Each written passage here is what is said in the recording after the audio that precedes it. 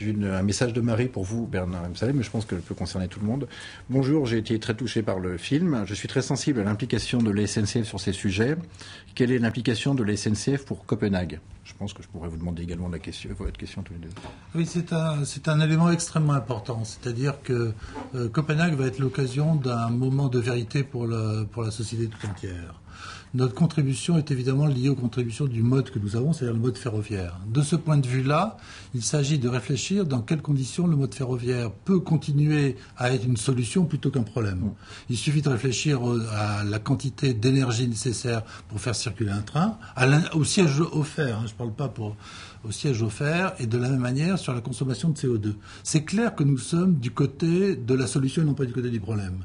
Mais ça ne suffit pas. C'est-à-dire que ce qui est très important, c'est de se dire, utilisons le train pour ce qu'il est capable de faire et ce qu'il fait le mieux. Et en particulier, c'est très important de faire en sorte que les taux de remplissage soient importants. Parce qu'un TER qui circule entre guillemets à vide, c'est pas un bon, à vide à la sens de quelques personnes seulement, c'est bon ni en énergie ni en CO2. Donc il est très important de réfléchir à la contribution que l'on peut avoir pour inciter les citoyens à utiliser ces modes. L'autre élément important, c'est malgré le fait que nous ayons des bons bilans, d'améliorer encore.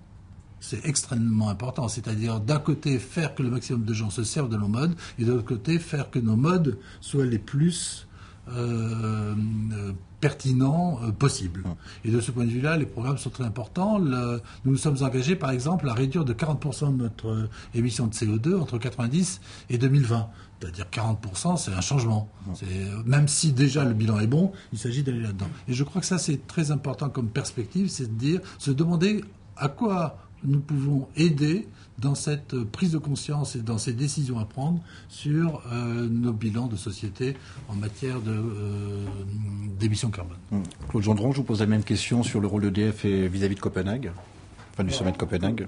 La conférence de Copenhague, c'est un lieu où vont négocier les États. Les industriels ne sont pas directement engagés dans cette négociation, mais s'expriment au travers de ces négociations, parce que, en fait, les industriels ont besoin, comme je le disais précédemment, d'un cadre politique et régulatoire très clair pour établir leur stratégie à moyen long terme. Et c'est ce cadre, en fait, que nous attendons tous à Copenhague, un cadre très clair qui va fixer des objectifs de réduction des émissions de gaz à effet de serre, et ceci est fondamental pour tout le monde. Autre question importante, c'est quelle sera la contribution des différents États à ces efforts de réduction. Aujourd'hui, l'Europe est très engagée dans la réduction des émissions, mais un certain nombre d'États n'ont pas encore ratifié le protocole de Kyoto, protocole dont le devenir et dont l'avenir, dont le remplaçant est maintenant à établir. Donc il va falloir que de cette négociation naisse un cadre régulatoire et politique très clair dans lequel on pourra agir pour réduire les émissions chez nous, en France, en Europe, mais également établir en fait tous les processus par lesquels les pays en développement, les pays émergents vont eux aussi contribuer à ces efforts.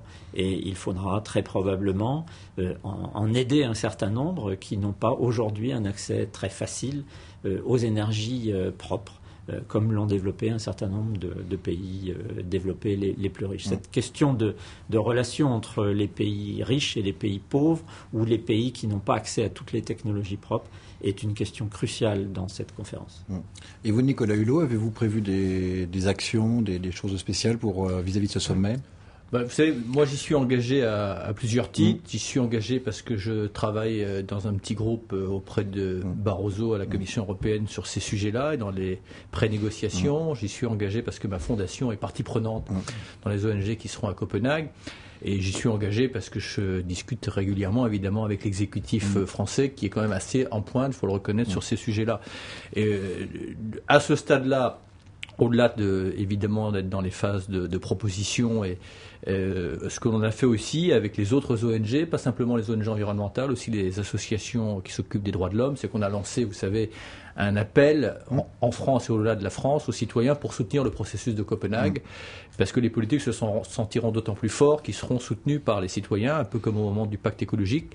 Donc j'en profite pour dire que si vous voulez aider le processus de Copenhague, c'est pas compliqué, vous soutenez l'ultimatum climatique et vous allez cliquer en allant sur le site des grandes ONG, que ce soit le WWF, Greenpeace, Fondation Hulot et d'autres associations de droits de l'homme, et soutenez cela pour montrer que vous êtes aussi déterminés à ce que les objectifs soient clairs, que les instruments qui vont permettre de concilier les enjeux économiques, écologiques et sociaux soient bien clairement posés sur la table de Copenhague, parce qu'il y a une occasion paradoxale et inespérée de réussir à Copenhague ce sur quoi on a échoué jusqu'ici, c'est-à-dire une vraie économie nord-sud. Parce qu'il va falloir effectivement, on ne va pas dissuader, bien entendu, il n'est pas question de dissuader le Sud d'accéder à un certain nombre de droits fondamentaux, notamment l'accès à l'énergie, mais il va falloir qu'on les y aide et techniquement et économiquement.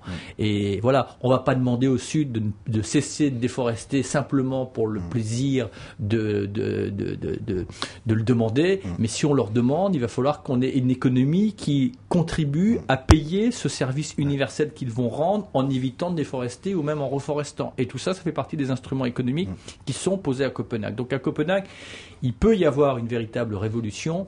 Je dis bien il peut, parce que à ce stade-là, nous sommes tous très inquiets, parce que la volonté coordonnée n'est pas encore évidente, mais c'est bien parce qu'on est inquiet qu'il faut qu'on se mobilise.